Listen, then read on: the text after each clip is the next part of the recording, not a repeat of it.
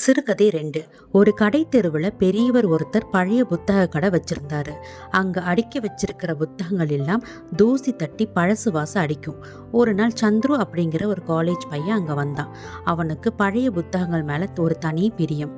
அங்க இருந்த புத்தகத்தை ஒவ்வொன்றா பார்த்துட்டு இருந்தப்போ ஒரு மூலையில ஒரு தடிமனான பழைய நோட்டு புத்தகம் கிடைச்சது. அதை திறந்து பார்த்தா அதுல ஒருத்தரோட கையெழுத்துல நிறைய சமையல் குறிப்புகளும் வீட்டு வைத்தியங்களும் இருந்துச்சு. சந்துரு அந்த நோட்டை எடுத்துக்கிட்டு அந்த கடைக்காரர்கிட்ட போனான். ஐயா, இந்த நோட்டு எவ்வளவு அப்படின்னு கேட்டான். பெரியவர் அந்த புத்தகத்தை பார்த்தாரு. தம்பி, இது யாருன்னே தெரியாத ஒரு பாட்டியோட கைப்பட எழுதினது. இதுக்கு என்ன விலை வைக்கிறது? நீயே ஒரு 50 ரூபாய் கொடுத்துட்டு எடுத்துட்டு போ அப்படின்னு சொன்னாரு. சந்துரு வீட்டுக்கு வந்து அந்த நோட்டை புரட்டி பார்த்தான். அதுல ஒரு இடத்துல தலைவலிக்கு ஒரு ரகசிய பத்து அப்படின்னு ஒரு குறிப்பு இருந்துச்சு.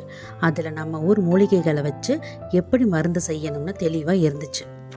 அப்போ அவனோட அம்மாவுக்கு ரொம்ப நாளா இருந்த ஒற்றை தலைவலிக்கு அந்த பத்தை செஞ்சு போட்டான். என்ன ஆச்சரியம்!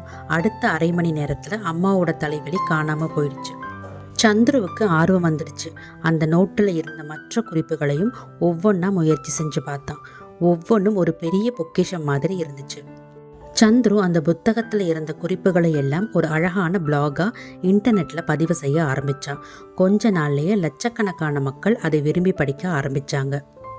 ஒரு நாள் ஒரு பெரிய மருந்து கம்பெனிக்காரங்க சந்துருவை அவங்க கம்பெனிக்கு அழைச்சாங்க.